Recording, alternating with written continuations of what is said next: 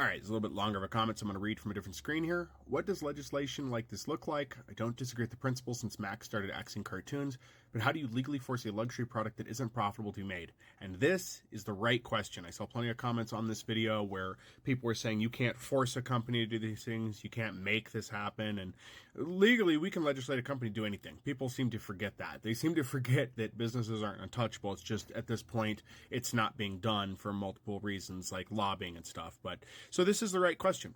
Absolutely. So this to me is really simple. How do you force them to make a product that isn't product that isn't profitable? As I get tongue tied there.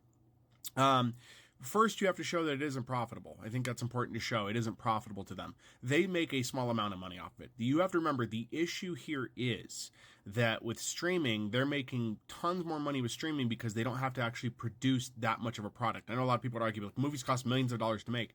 Yes, but they're incentivized by tax credits, tax write-offs. If the movie fails, they can even recoup some of those costs.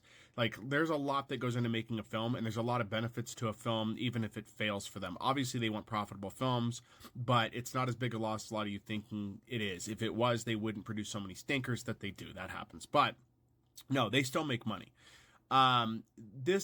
The point here is if you look through what's going on with Walmart, it's the studios are like, if they're going to sell media, they want X amount of dollars more. Also, they're making it more expensive to be sold in stores for the stores, not so much the consumer. But to go to the point, how do we do this? Well, you need to show that there is an issue to the consumer. And I think that's easily provable, right? I can't just go watch whatever I want. I don't have that option anymore. I've lost choice as a consumer. I've lost the ability to consume that product.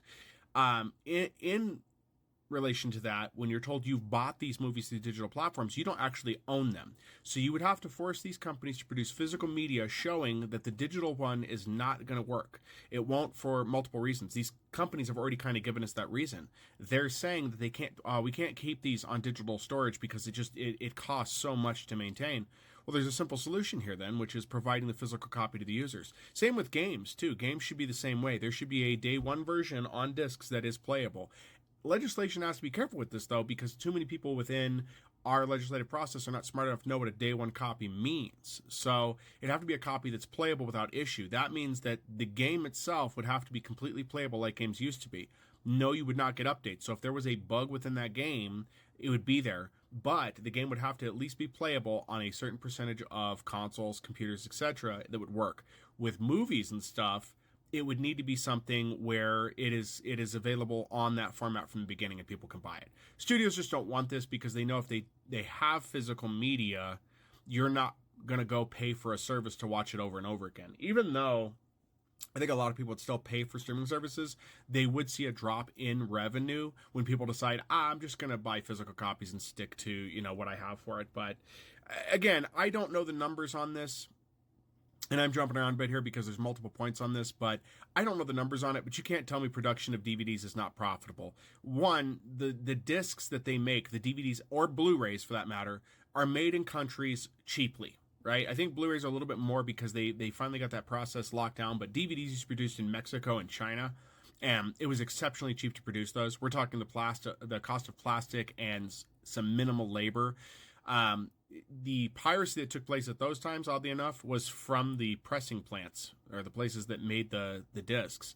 So that became an issue there. But in terms of like making media now, I think that process is more streamlined. They just don't want to do it because they realize when a consumer buys a copy of something, they don't have to pay month after month to watch it over and over again if they want. Or as nature is we don't really watch something over and over again. We get a whim to go watch something and they make it exclusive. So here's the other portion of that. If you can't just go buy the movie, own it and watch it like we used to do, or rent it because they've killed the rental market, you now have to go pay for a rental fee online, right? You're still doing digital streaming, but there have been plenty of times where I've had to make the decision between going to the high seas or paying Amazon $3 or $4 to watch a movie I just want to watch because I got nostalgic for it.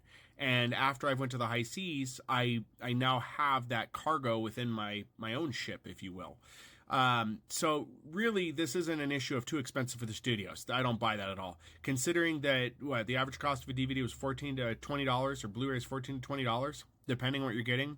You're telling me they can't make any money off of that? They can. They just would rather have us do streaming. So, but thank you for posting this comment. I really do appreciate it. Again, that was the right question.